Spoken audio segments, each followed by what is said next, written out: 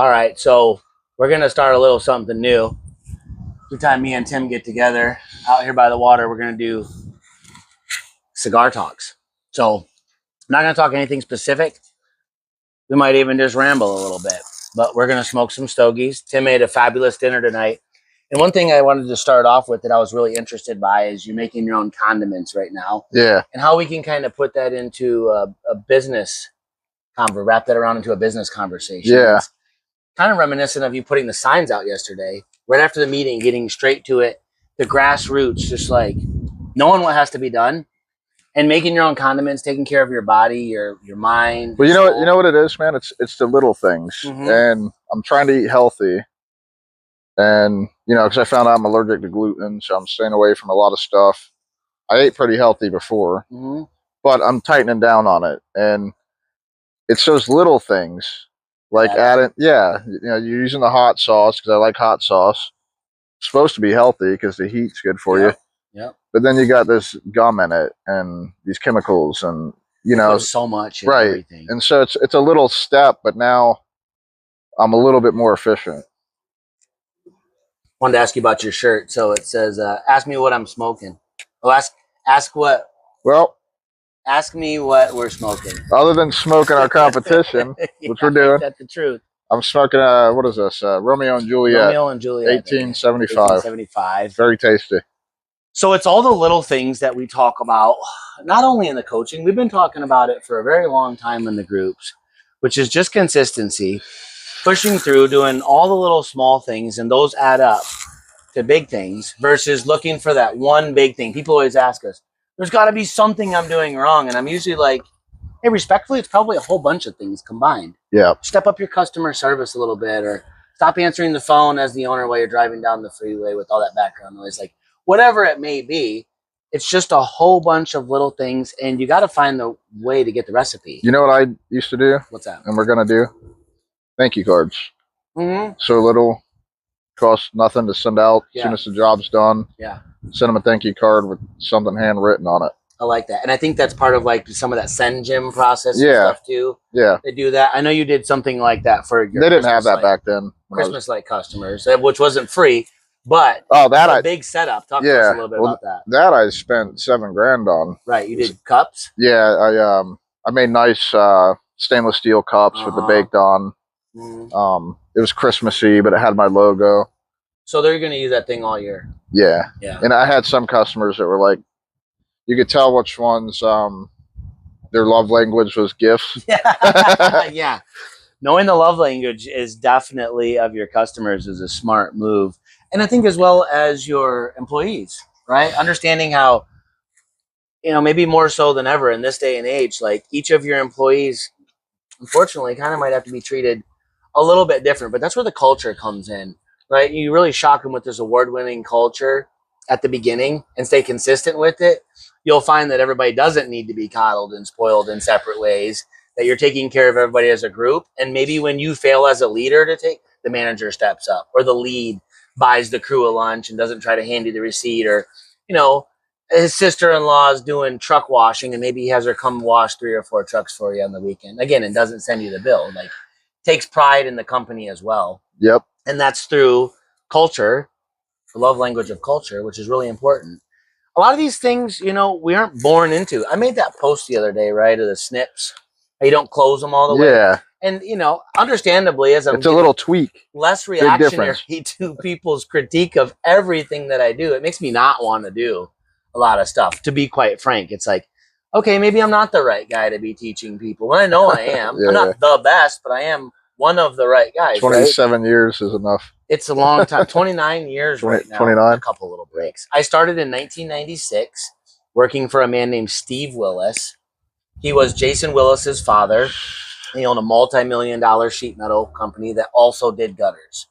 So I started off with a floor sweeper, immediately turned into someone working on all the brakes. That's where I found my love of brakes. And I've always told every gutter owner you should buy a brake pretty quickly when it's in your budget, because there's so many things you can make. And then, I don't know, Steve will watch this. We talk all the time. I think we were just messaging 2 or 3 days ago because he loves seeing what I'm doing now as he's out of the business. And I would say it was probably just a couple months on the brakes, and then something happened to the their main gutter installer is an older guy. I think liver or heart disease or something. He's like, "Oh, Grant, you're going out and doing gutters today." This is back. Box miters were basically the option. Spike and furl, and so imagine 16-year-old in West Bloomfield, Michigan, on a 2 and 3.5 story house on a little hill, like a really fancy home. Oh man. Anyway, I was there for. I worked at a sheet metal shop for 3 days. Did you? Yeah.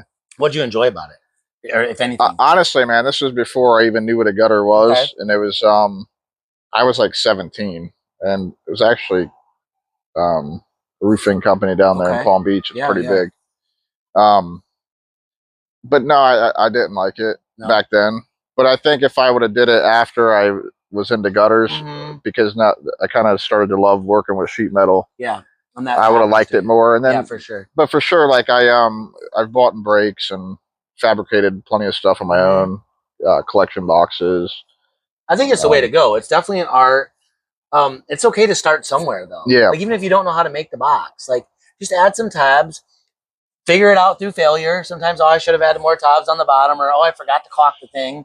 I built the box. People call me all the time and go, "Man, I built the box. It's leaking everywhere, Grant. I did it just like, let me see." Did you caulk it? Send me a picture. Yeah, it's not all the time, but it's often, especially in the amount of years I've been around. Like, man, this thing's leaking, and they're just like, "Duh, I didn't think about it." I'm not like, "Yeah, you're an idiot." A lot of people got a lot of stuff going on, and like myself in business, I mean, sometimes you learn things really slowly. Some people learn other things really fast. I mean, everybody has God-given abilities, and some of them, we just got to learn or tap into a little bit. I think that's where is going to be the biggest challenge. By the way, we've got our new shirts. Majak really knocked these out of the park, and we're excited for them.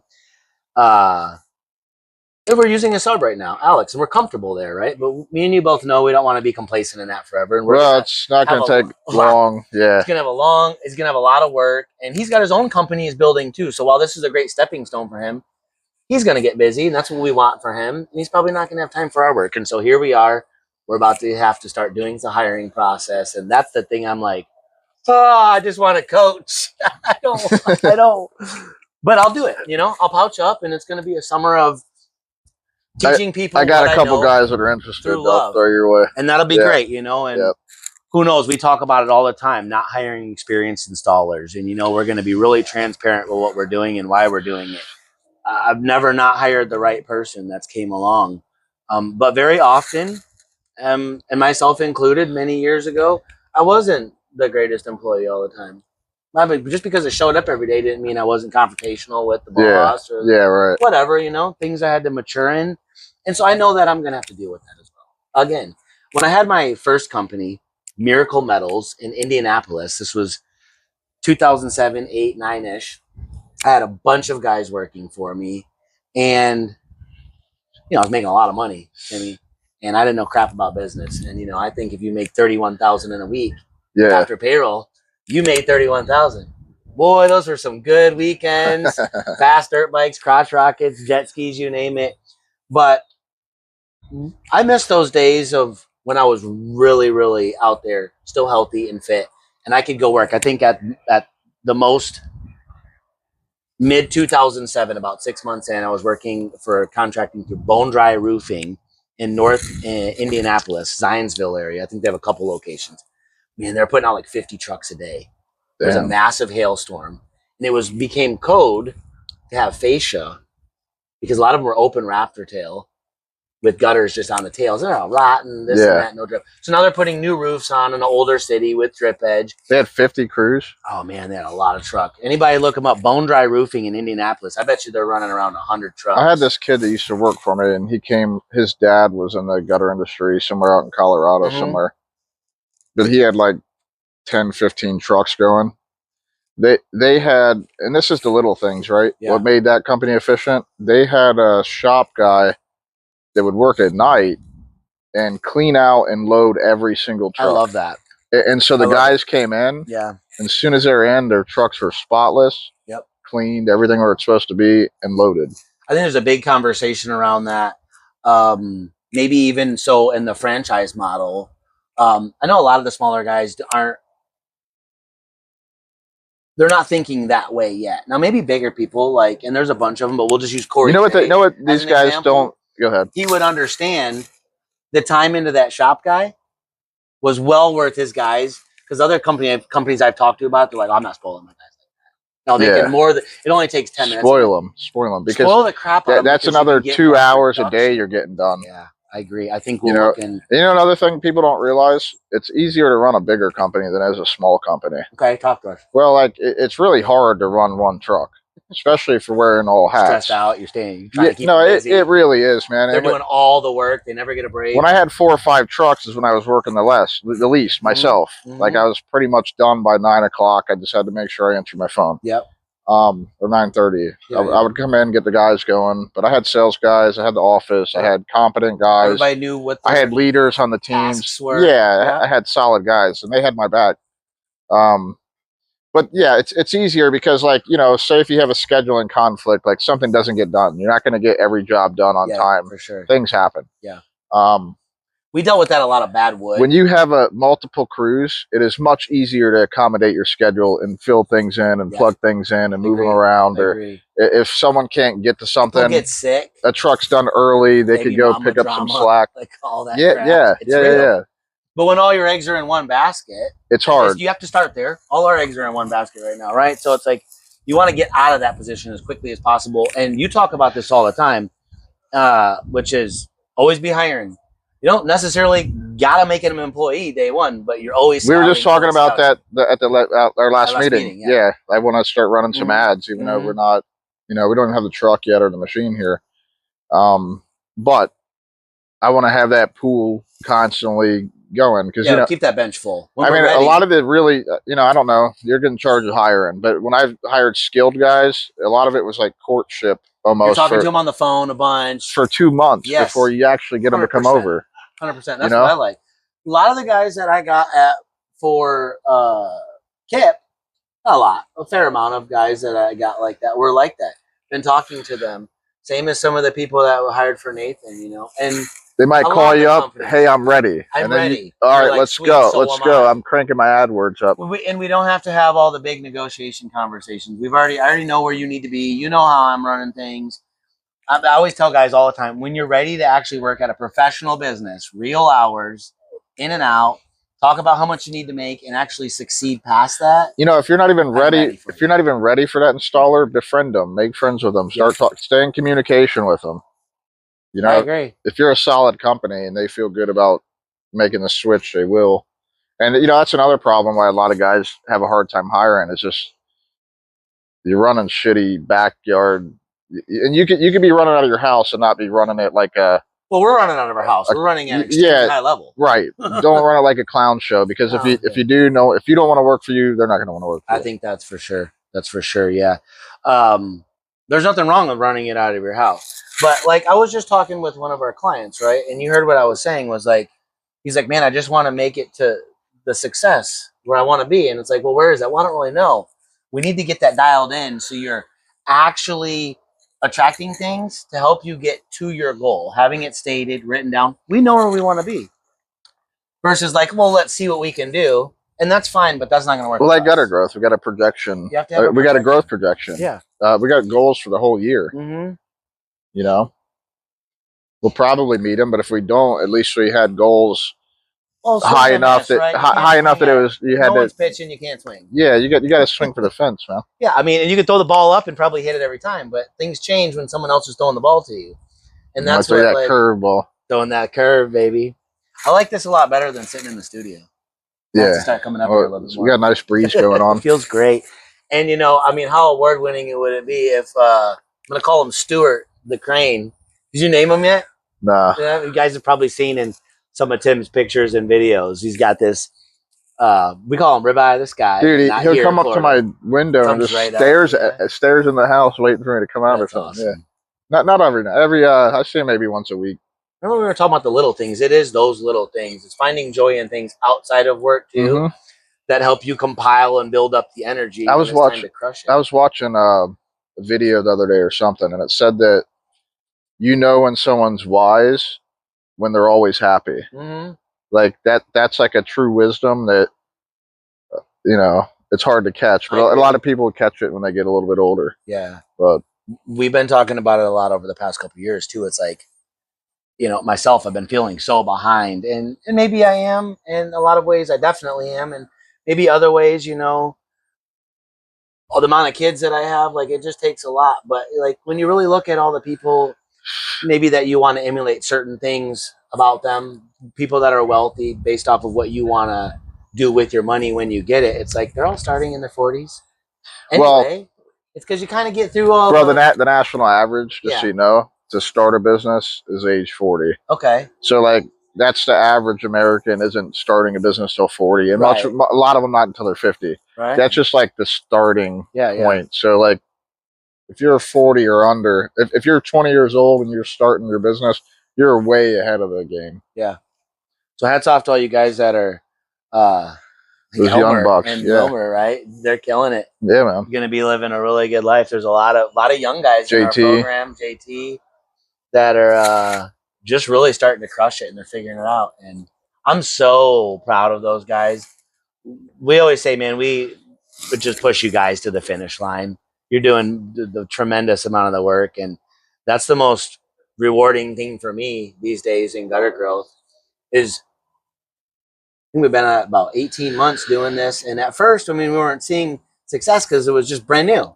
Yeah. Right? People needed time. They had to get out of their things. But like even watching Brandon Bradley just grow and his business just start to flourish. Well, you know, Bubba doing his stuff, it's like, oh, man, now we got some time. Well, you know what, bro? That's why it's called gutter growth. It's a growth mindset. And we've practiced it. Yep. And what do? We're constantly improving. Mm-hmm. You're constantly adding new SOPs, documents, adding new coaches, figuring out how we could give more value. I mean, we talk about it almost every meeting. Yeah. So we're going to continue in that pattern because it's what we think about, and all day. It's a mindset. It is. I don't ever see like I can't be stagnant. We have the house in Tennessee in the foothills soon that we're talking about. Yeah.